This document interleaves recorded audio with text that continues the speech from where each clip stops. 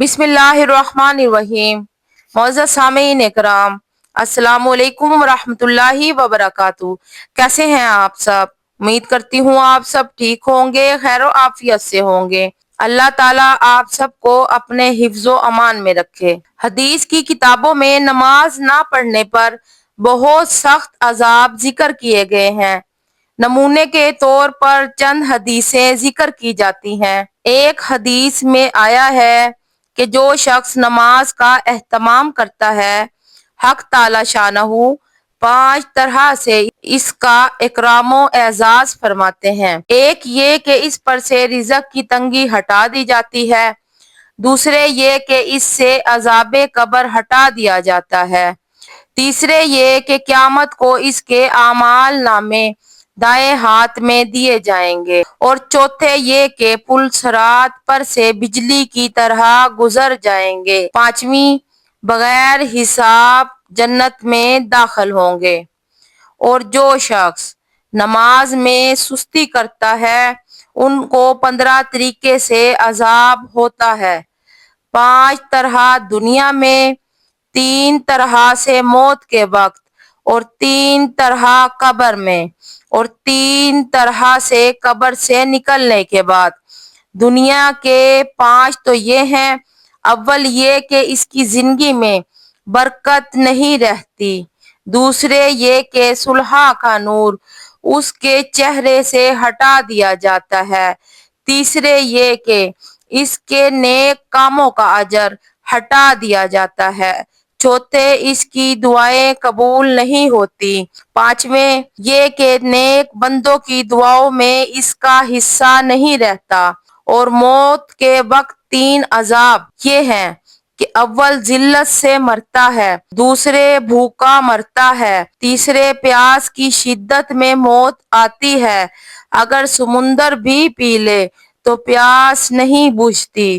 قبر کے 3 عذاب یہ ہیں: اول اس پر قبر اتنی تنگ ہو جاتی ہے کہ پسلیاں ایک دوسرے میں گھس جاتی ہیں، دوسرے قبر میں آگ جلا دی جاتی ہے، تیسرے قبر میں ایک سانپ اس پر ایسی شکل کا مسلط ہوتا ہے جس کی آنکھیں آگ کی ہوتی ہیں اور ناخن لوہے کے اتنے لمبے کہ ایک دن پورا چل کر اس کے ختم تک پہنچا جائے۔ اس کی آواز بجلی کی کڑک کی طرح ہوتی ہے۔ وہ یہ کہتا ہے کہ مجھے میرے رب نے تجھ پر مسلط کیا ہے، تجھے صبح کی نماز ضائع کرنے کی وجہ سے آفتاب کے نکلنے تک مارے جاؤں، اور ظہر کی نماز ضائع کرنے کی وجہ سے عصر تک مارے جاؤں، اور پھر عصر کی نماز ضائع کرنے کی وجہ سے غروب تک، اور مغرب کی نماز کی وجہ سے عشاء تک، اور عشاء کی نماز کی وجہ سے صبح تک مارے جاؤں، اور جب وہ ایک دفعہ اس کو مارتا ہے تو اس کی وجہ سے وہ مردہ 70 ہاتھ زمین میں دھنس جاتا ہے۔ اسی طرح قیامت تک اس کو عذاب ہوتا رہے گا۔ اور قبر سے نکلنے کے بعد 3 عذاب یہ ہیں: ایک حساب سختی سے کیا جائے گا، دوسرے حق تعالی شانہ کا اس پر غصہ ہوگا، تیسرے جہنم میں داخل کر دیا جائے گا۔ ایک روایت میں یہ بھی ہے کہ اس کے چہرے پر 3 سطریں لکھی ہوئی ہوتی ہیں۔ پہلی سطر: او اللہ کے حق کو ضائع کرنے والے، دوسری سطر: او اللہ کے غصے کے ساتھ مخصوص، تیسری سطر: جیسا کہ تو نے دنیا میں اللہ کے حق کو ضائع کیا، آج تو اللہ کی رحمت سے مایوس ہے۔ حضور اقدس صلی اللہ علیہ وآلہ وسلم کا ارشاد ہے کہ نماز چھوڑنا آدمی کو کفر سے ملا دیتا ہے۔ ایک جگہ ارشاد ہے کہ بندے کو اور کفر کو ملانے والی چیز صرف نماز چھوڑنا ہے۔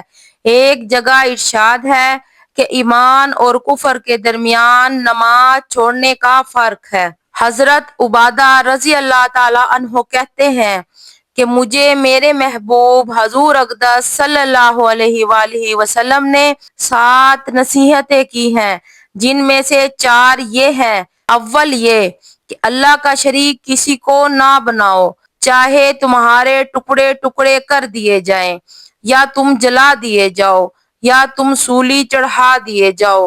دوسری یہ کہ جان کر نماز نہ چھوڑو، جو جان بوجھ کر نماز چھوڑے وہ مذہب سے نکل جاتا ہے۔ تیسری یہ کہ اللہ کی نافرمانی نہ کرو کہ اس سے حق تعالی ناراض ہو جاتے ہیں۔ چوتھی یہ کہ شراب نہ پیو اور وہ ساری خطاؤں کی جڑ ہے۔ نبی کریم صلی اللہ علیہ وآلہ وسلم کا ارشاد ہے کہ جو شخص دو نمازوں کو بلا کسی عذر کے ایک وقت میں پڑھے وہ کبیرہ گناہوں کے دروازے میں سے ایک دروازے پر پہنچ گیا۔ ایک اور حدیث میں حضور صلی اللہ علیہ وآلہ وسلم کا ارشاد ہے کہ جس شخص کی ایک نماز بھی فوت ہو گئی وہ ایسا ہے کہ گویا اس کے گھر کے لوگ اور مال و دولت سب چھین لیا گیا ہو۔ نماز اللہ کی رضا کا سبب ہے۔ میری بہنوں اور بھائیوں، نماز اللہ کی رضا کا سبب ہے، فرشتوں کی محبوب چیز ہے، انبیاء علیہ السلام کی سنت ہے۔ اس سے معرفت کا نور پیدا ہوتا ہے، دعا قبول ہوتی ہے، رزق میں برکت ہوتی ہے۔ یہ ایمان کی جڑ ہے، بدن کی راحت ہے، دشمن کے لیے ہتھیار ہے، نمازی کے لیے سفارشی ہے، قبر میں چراغ ہے اور اس کی وحشت میں دل بہلانے والی ہے، منکر نکیر کے سوال کا جواب ہے اور قیامت کی دھوپ میں سایہ ہے اور اندھیرے میں روشنی ہے، جہنم کی آگ کے لیے آڑ ہے، اعمال کی ترازو کا بوجھ ہے، پل صراط پر جلدی سے گزارنے والی ہے، جنت کی کنجی ہے۔ حضرت عثمان غنی رضی اللہ تعالی عنہ سے نقل کیا گیا ہے کہ جو شخص نماز کی محافظت کرے، اوقات کی پابندی کے ساتھ اس کا اہتمام کرے، اللہ تعالی 9 چیزوں کے ساتھ اس کا اکرام فرماتے ہیں۔ اول یہ کہ اس کو خود محبوب رکھتے ہیں، دوسرے تندرستی عطا فرماتے ہیں، تیسرے فرشتے اس کی حفاظت فرماتے ہیں، چوتھے اس کے گھر میں برکت عطا فرماتے ہیں، پانچویں اس کے چہرے پر صلح کے انوار ظاہر ہوتے ہیں، چھٹے اس کا دل نرم فرماتے ہیں، ساتویں وہ پل صراط پر بجلی کی طرح سے گزر جائے گا، آٹھویں جہنم میں نجات فرما دیتے ہیں، 9ویں نمبر پر جنت میں ایسے لوگوں کا پڑوس نصیب ہوگا جن کے بارے میں لا خوف علیہم ولا هم یحزنون، یعنی قیامت میں نہ ان کو کوئی خوف ہوگا اور نہ وہ غمگین ہوں گے۔ حضور صلی اللہ علیہ وآلہ وسلم کا ارشاد ہے، نماز دین کا ستون ہے، اس میں 10 خوبیاں ہیں، چہرے کی رونق ہے، دل کا نور ہے، بدن کی راحت ہے اور تندرستی ہے، قبر کا انس ہے، اللہ کی رحمت اترنے کا ذریعہ ہے، آسمان کی کنجی ہے، اعمال ناموں کی ترازو کا وزن ہے، اللہ کی رضا کا سبب ہے، جنت کی قیمت ہے، دوزخ کی آڑ ہے۔ جس شخص نے اس کو قائم کیا اس نے دین کو قائم رکھا، جس نے اس کو چھوڑا اس نے اپنے دین کو گرا دیا۔ ایک حدیث میں وارد ہے کہ گھر میں نماز پڑھنا نور ہے، نماز سے اپنے گھروں کو منور کیا کرو۔ اللہ تعالیٰ سے دعا ہے کہ وہ مجھے اور آپ کو عمل کرنے کی توفیق عطا فرمائے، آمین یا رب العالمین۔ اگر آپ کو میری یہ ویڈیو اچھی لگی ہو تو مہربانی کر کے میرے چینل کو سبسکرائب ضرور کیجیے گا، یہ آپ کی طرف سے پیار ہوتا ہے جو ہمارے حوصلہ افزائی میں معاون ہوتا ہے۔ اللہ آپ سب کا حامی و ناصر ہو، جزاک اللہ۔